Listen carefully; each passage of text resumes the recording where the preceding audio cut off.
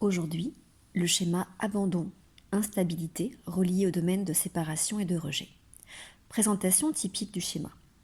Ces patients présentent de façon constante l'idée qu'ils vont perdre les gens les plus proches. Ils pensent que ces gens vont les abandonner, tomber malades et mourir, les quitter pour quelqu'un d'autre, se comporter de façon imprévisible ou bien disparaître brusquement.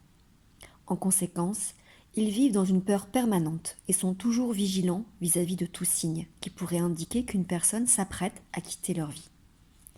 Leurs émotions communes sont l'anxiété chronique de perdre quelqu'un, la tristesse et la dépression lorsqu'ils perçoivent ou vivent une perte, et la colère contre les gens qui les ont laissés.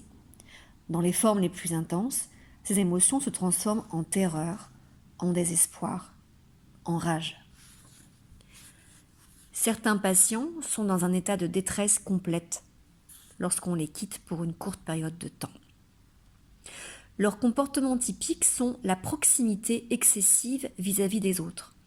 Ils sont possessifs et ont besoin de contrôler. Ils accusent les autres de les abandonner. Ils sont jaloux, entrent en compétition avec leurs rivaux, tout ceci dans le but d'éviter que les autres ne les quittent.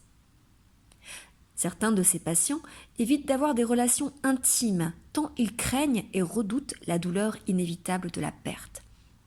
C'est ainsi que l'on évite son schéma d'abandon. Un patient à qui on demandait pourquoi il ne pouvait s'engager à vivre avec la femme qu'il aimait répondait « et si elle mourait ?» Du fait des processus de maintien du schéma, ces patients choisissent typiquement, pour personnes proches, des gens instables, tels que des partenaires qui ne s'engagent pas, ou qui ne sont pas disponibles, ou qui présentent le risque de les quitter. Ils sont habituellement très attirés par ces partenaires dont ils tombent amoureux d'une façon obsédante. Le schéma d'abandon est fréquemment lié à d'autres schémas, notamment à celui d'assujettissement. Les patients estiment que s'ils ne font pas ce que les autres veulent, ils se retrouveront délaissés. Ce schéma d'abandon peut aussi être lié au schéma de dépendance, incompétence. Les patients estiment que si les autres les quittent, ils ne seront pas capables de se débrouiller tout seuls dans le monde. Enfin, le schéma peut être lié à celui d'imperfection. Les patients croient que les autres personnes vont découvrir leurs défauts et de ce fait, les quitter. On va retrouver aussi beaucoup ce dernier schéma là chez les borderline. Le but du traitement, ça va être d'aider ces patients à devenir plus réalistes à propos de la stabilité des relations interpersonnelles. Ceux d'entre eux qui ont été traités avec succès ne se soucient plus en permanence du risque de disparition des gens qui leur sont importants. En termes de relations d'objets, ils ont appris à internaliser les personnes proches comme des objets stables.